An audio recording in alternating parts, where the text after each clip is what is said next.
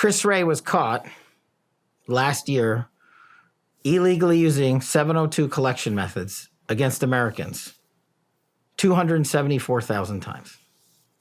274,000 times. It's not my number. If you were in the mafia and you were a federal prosecutor hunting down the mob, you would go to a federal judge and say, I need to tap this guy's phone line.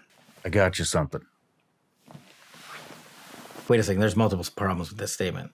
Just 24? And you lost them? What is FISA? For those that don't know. Just super simple, right? Foreign Intelligence Surveillance Act, FISA.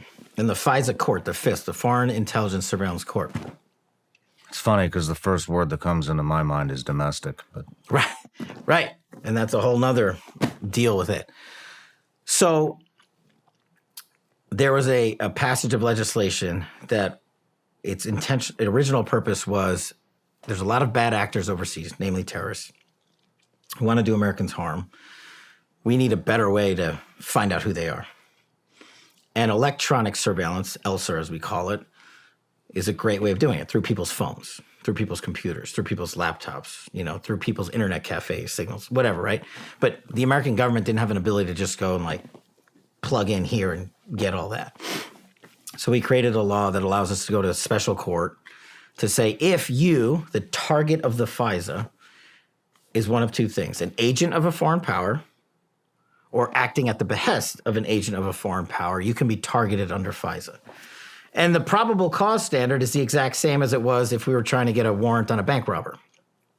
It's the same standard in terms of the level of evidence. But you go before this court and you're supposed to show all this information to say, look at the operation they're running. And if they're an American citizen, like Carter Page was during the Russiagate FISAs, you're supposed to do more to justify that surveillance because it's so intrusive on an American citizen.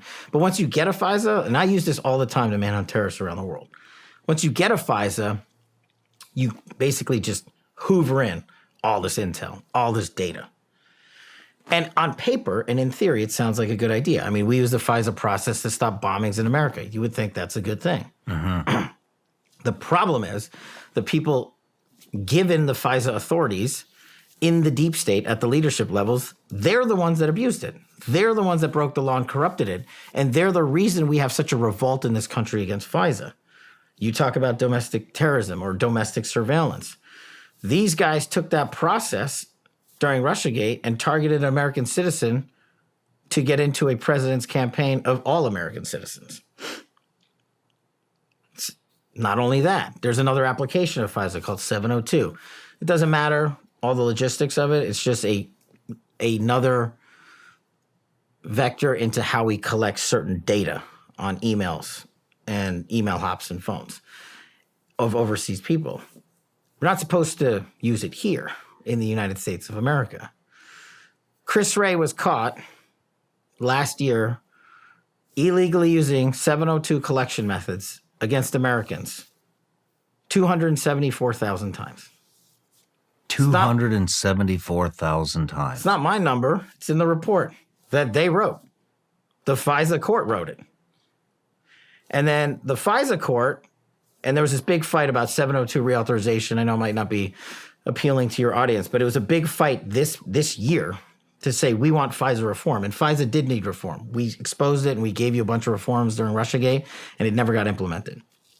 So because the budget of FISA was up this cycle, we demanded Congress fix it. And do you know what the majority in the House, where the Republicans did? They bent the knee. They reauthed it. Why? I don't know. Ask them. And they said, oh, no, we're just doing it for another year. We're just going to kick the can down the road. I'm like, okay, so the other year you're doing it for is an election year.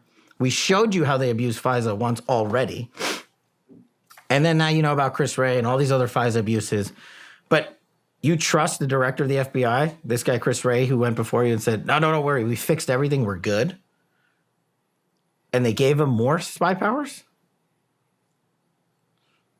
I can't answer that one, and I couldn't get on board with that legislative fix. Did they use that to surveil you?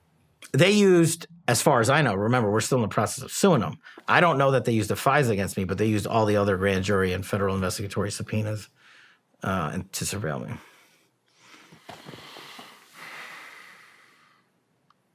And so how does that work? Do they just tap your phone, or they talk to Google and Yeah, the mechanics of it, and- right. That's a great question. So the mechanics of it, the government doesn't own the private sector. They don't own Apple. They don't own Google. They don't own Verizon. They don't own Sprint, right? So they got to get cooperation from these agencies and from these, private companies. Look, it's just like if you were, we call it a T3, a Title III warrant. It's a wiretap.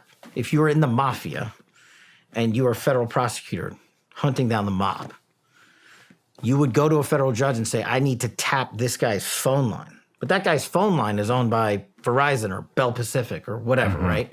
So once you get the warrant, then you go to the company, and the company complies with a federal court order to give you the information.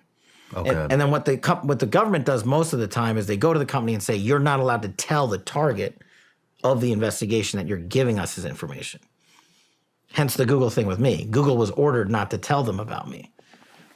But 5 years later, they could. I got you something. Oh, You heard of that? yeah, man. That's awesome. The unplugged phone? Yeah. So there's no advertising ID from Facebook, Google, I love any it. of those other places. Thanks, man. You're welcome. This so is great. Hopefully that'll help you with the Oh, I'm going to start using it right away. good. As long as I don't leave it right there. Send me your new number. But Thank you. Yeah, you're welcome. You're welcome. It's Eric Prince developed the phone and for situations like that, and so. But that's the sad part, right? Yeah. Eric's a friend, one of the most creative minds I know, that he has to do that as an American.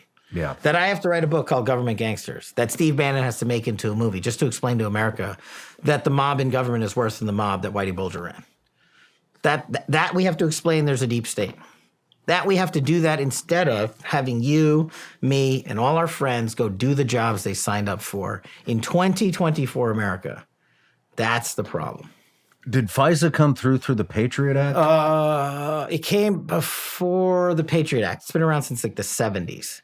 And the Patriot Act gave FISA bolted on a bunch more tools. Okay. Because technology advanced, cell phones advanced, computers advanced, Wi-Fi advanced. So they had to add that stuff in. Would you like to see that go away? Nah, see, I'm in the minority here. No. I mean, it's got to be tough, right? I mean, the border's been wide open for who knows how long. Who knows? I mean, who knows how many terrorists have run through, cartel members have Well, run if we through. believe the FBI director, only 24. Yeah, yeah, right. The FBI director, the FBI in general. I mean, DHS, same thing. 24. they're literally saying only 24. So the Mayorkas and Ray testified late last year or early this year. I can't remember, to Congress for an update. They said 24 known foreign terrorists have come into America and we lost them. And I was like, wait a second, there's multiple problems with this statement. Just 24? And you lost them? Like, where the fuck are they? No matter where you're watching Shawn Ryan Show from, if you get anything out of this, please like, comment, subscribe, and most importantly, share this everywhere you possibly can. And if you're feeling extra generous, please leave us a review on Apple and Spotify podcasts.